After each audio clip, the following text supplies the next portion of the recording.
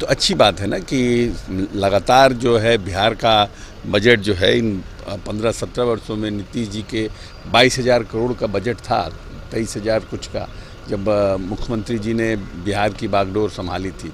और आज ये बजट जो है, आज जो बजट पेश हुआ है वो लगभग 2 करोड़ 37 लाख के आसपास का बजट है। तो समझ लीजिए कि कितना बदलाव हुआ है और कितने चेंजेस हुए हैं।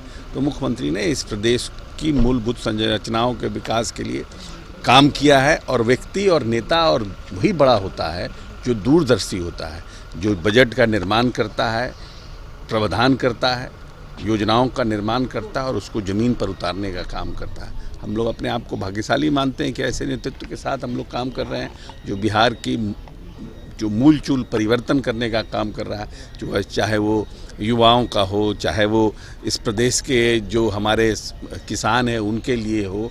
जो मक्का का हम उत्पादन करते थे आज से 17 वर्ष पूर्व, आज हम मक्का का 1.5 गुना ज़्यादा उत्पादन कर रहे हैं। गेहूं का उत्पादन कर रहे हैं। 5 साल से हमको क्रमन पुरस्कार मिल रहा है एग्रीकल्चर के क्षेत्र में। कैसे संभव हुआ? नीतीश कुमार ही ऐसे आदमी हैं जिन्होंने एग्रीकल्चर पॉलिसी इस देश में लाने का काम किया। जब एग्रीकल्चर मिनिस्टर थे, अटल बिहारी वाजपेयी की सरकार थी, तो माननीय मुख्यमंत्री जी उस समय एग्रीकल्चर मिनिस्टर थे। एग्रीकल्चर देश में एग्रीकल्चर पॉलिसी लाने का काम किया। और जब बिहार आए तो रोड मैप, कृषि रोड मैप 1, 2, 3 ला करके किसानों को सशक्त और मजबूत बनाया। बजट शानदार है, लेकिन विपक्षी दल झुंझुना दिखा रहे थे सदन के। देखिए, ऐसा है कि हम आंकड़े पर रहते हैं, हम विपक्ष के बयान पर नहीं जाते हैं। विपक्ष का तो काम है कि सरकार को घेरना, सरकार के बारे में जो सरकार ये बात कह रही है उसके उल्टा बात करना। लेकिन आंकड़ा क्या कहता है वो इम्पोर्टेंट है ना।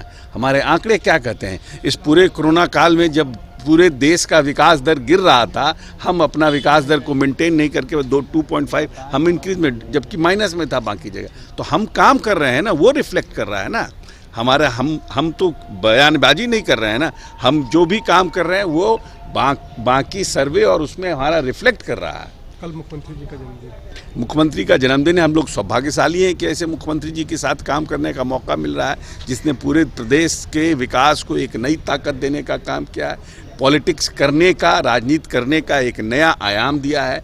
डेवलपमेंट को उन्होंने, विकास को एक इशू बनाया है। जात पात से ऊपर उठ करके विकास कैसे हो बिहार का और हम विकास पर कैसे फोकस्ड हैं, हर पॉलिटिकल पार्टी को उन्होंने एक नया विजन दिया है। लेकिन विपक्ष कह रहा है कि विकास दिवस मना रहे हैं, जन्मदिन मना रहे थे, सही कर रहे हैं, लेकिन विकास दिवस कहाँ से? बिहार में तो सर्वनाश हुआ है। अब ऐसा है कि कोई व्यक्ति कुछ कहता है तो उसका हर चीज़ का जवाब देना तो ज़रूरी नहीं ना है। अब किसी को सर्वनाश लग रहा है, किसी को विकास लग रहा है, दिख रहा है। ये तो आंकड़ा कम है ना कि आपके पास क्या आपने किया है। ये तो आप सब जानते हैं कि जो नीतीश कुमार को मिला था बिहार, तो 118 नरसंहार का बिहार था। पूरा मध्य बिहार लहूलुहान था। जातीय उन्माद अपने चरम पर था। नक्सल एक्टिविटी अपने चरम पर था। जातीय धार्मिक उन्माद अपने चरम पर था। इन 15 वर्षों में, 17 वर्षों में आपने देखा है कि कहीं भी एक भी जातीय उन्माद या नरसंहार की घटना घटी है? तो सर्वनाश कैसे हुआ? Thank you.